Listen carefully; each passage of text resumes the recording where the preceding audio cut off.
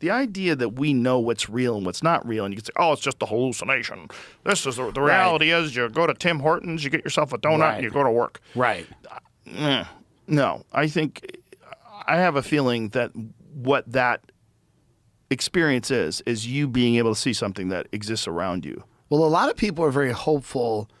I wasn't one of them per se, but this idea that we were on the edge of some disclosure, that the government was going to start telling us things about extraterrestrials, and remember that? Well, the creepiest one that kept going around was that they had brought together a bunch of pastors to talk to them about disclosure, because disclosure is going to disrupt the fabric of society so greatly. Right. And the question was, what were they going to tell them? And so what I have been hearing from people that supposedly know things about UFOs was that they were told that religion was created by aliens to keep people in line, and that humans are the product of accelerated evolution, and they needed some sort of an origin story that made sense with rules and morals and ethics and guidelines to follow and something to worship, because without that, people are lost.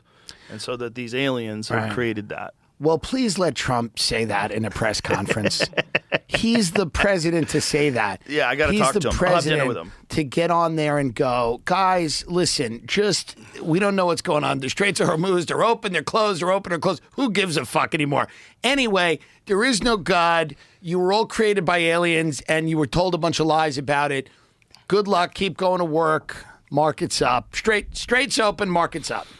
It's not even that there is no God. It's that the God story that you've been told it's formulated in a way for your tribal primate brain to accept and understand. Right. And that there's probably a true story to all of it. If you go back far enough, and if you got the actual events that they were trying to lay out, there's too much of stuff that's in the Bible that is historically verifiable. Totally. But do you think they didn't tell people that because they thought it would be too disruptive? Well, here's the thing. There's a lot of stuff that, when you talk about the Bible, right, you're talking about a series of stories. Sure. Right? Especially when you get to the Old Testament. It's a series of stories. And some of these stories aren't in the Bible that were a part of the religious canon of the day. And one of them is the Book of Enoch. So Anna Paulina Luna told me about, she's like, you really have to read that. And I was like, okay. She was so adamant about it. I'm like, okay, let me read it. So I listened to it on tape in the sauna, which is the perfect way to do it. I'm listening to an audiobook. It's 195 degrees. Okay. I'm sweating my balls off. I'm dying in there. And I'm listening to this fucking crazy account that is in the same Dead Sea Scrolls as they found the Book of Isaiah. Totally. The same collection of these religious texts. And it's all about how the Watchers came down and mated with the daughters of men and chose them as wives, and then created this race of beings called the Nephilim, which were giants that ruled the earth. This is in the Bible. They talk about the Nephilim in the Bible. In the Bible, they talk about Enoch. He's referenced in the Bible. Right. But the Book of Enoch, the stories that are in the Book of Enoch, are fucking bananas. Completely bananas. And the only reason why it's not in the Bible, a bunch of rabbis decided that it didn't align with the Torah. The Torah or the Talmud, I forget which one. But they decided this contradicts some of the stories that are in other religious texts, so we're going to keep that one out. Interesting. Because it was a collection of these things that's all together. Who are these rabbis? Exactly. Right. Well, who are all these people that wrote these things down? I have this bit where I read out of the Book of Ezekiel, and there's the hilarious parts of the Book of Ezekiel, and then there's also parts that sound like they're talking about a UFO, these profound experiences, and then other things where they're talking about a prostitute. It's very funny. Right. But this whole thing is a bunch of people's interpretations of stories written down, passed down generation to generation, written largely intact once it was an original piece. So they found the Book of Isaiah in the Dead Sea Scrolls, and it's identical to the Book of Isaiah that is 1,000 years newer. So that was older than the Book of Isaiah that they had by 1,000 years, the oldest one they ever found, and it was verbatim. Right. So once they got these stories down, they wrote them over and over and over again, and priests would learn to do that, and monks would learn to do that with their religious texts. They would rewrite things over and over again as part of the practice. And someone knows in some subterranean part of the government, they know something or many things that they're not going to tell people because it would be disturbing or disruptive? This was the story about Jimmy Carter. No, the Right. story about Jimmy Carter was Jimmy Carter, I believe in 1969, he had some sort of a very strange UFO experience that was very real to him. Very bizarre, saw something. Yeah. And part of his thing was once he gets into office, he wants to tell people. The story is that he was briefed. They explained to him something about the reality of the UFO experience, like what it really is. And he was crying, that he wept openly.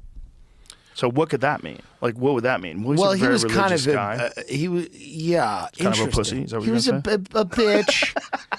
And this Habitat for Humanity, I never understood. I thought it was. I think he's a kidding. genuinely good person. Of course he was. He built houses that became for a president. people. Yeah, he was. Never enriched himself. But he was also, if you read books about him, he was kind of an operator too. He was kind of he was into the peanut stuff, right? He was a peanut farmer or something. Yeah. You know, he was, nobody gets to be he was sweetest. Like one of the sweetest of He all was the still presidents. the president. But Yeah. so who is doing this explain? It's just the men in black people from the depths of knows what Raven they're Rock telling or them the truth? Cheyenne military or wherever Listen, the hell they are. What they could be doing is covering up years of lying to Congress and misappropriation of funds for all these black ops programs, and the way they can get out of jail Is saying because if it's they go aliens. and if they go and tell the government, oh yeah, by the way, we lied to Congress for 50 years. There's no solid verifiable evidence that Jimmy Carter cried. Of course, there's no solid evidence. Jamie, stop being a narc. He's a narc. He's a because narc. the UFO sightings It's out and of UFO readings. control. The Carter cried of a UFO story is based on second or third hand anecdotes. Those are my favorite, and is not confirmed by Carter himself or primary official sources. I think it's true. I think it's true too. Interviews about his 1969 sighting, Carter described seeing a strange light, but did not mention crying or being emotionally shattered by it. Yeah, but I don't think that's what they're saying. They're saying he was emotionally shattered by the disclosure. Cried after UFO briefing. You've got to live with that knowledge. So he's just got to go around now and Richard Dillon, who's by far one of the best guys to read about UFOs and UAPs, very balanced guy and like very evidence-based guy. He includes a lot of crazy stories, but he never goes along with them. But Richard Dolan's really good. He's got a bunch of books. So I don't know if it's true. It's his podcast. Is the Jake Barber guy real? He's the guy that said that he actually had to move a UFO, right, with a helicopter? Yes. I haven't talked to him. I was just watching it, but it's too long. These UFO guys, it's all 3 or 4 out. Like, it's not. Well, Jesse Michaels does a lot of very in-depth ones with these guys. It Yeah. has long, but the good thing about that is if someone's like really full of shit, after a couple of hours, you kind of say, you see tendencies that maybe they exaggerate or they make things up or they leave stuff out or whatever it is. But something's going on.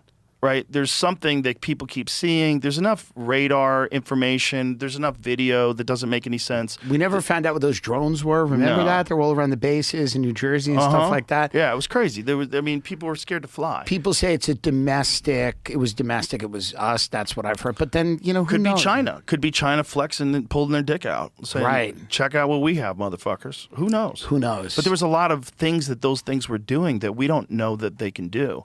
One of the things, like, they were flying for hours at a time. And so what's the fuel source? Because it's not batteries. Downed U.S. pilot reported seeing Iranian drones swarm in jellyfish formation. Whoa.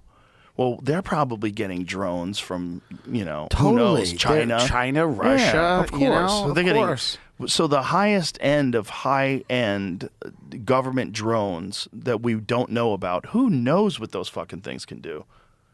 Multiple drones interconnected and moving as one with smaller drones below the bigger drones like legs. One of the sources familiar with the pilot's witness account told CNN, real alien shit. Another source told CNN the pilot described witnessing a minefield of drones in the air. Holy shit. When did this happen? 13 hours ago this was posted. So 13 hours ago this F-15 got downed? When he's talking and they're reporting it. So I don't the actual event. Bro, how nuts is that? They got taken out by alien drones in April. Whoa. So he ejected from the aircraft. The Iranian drones hovering in the air, moving as one in a formation that resembled a jellyfish.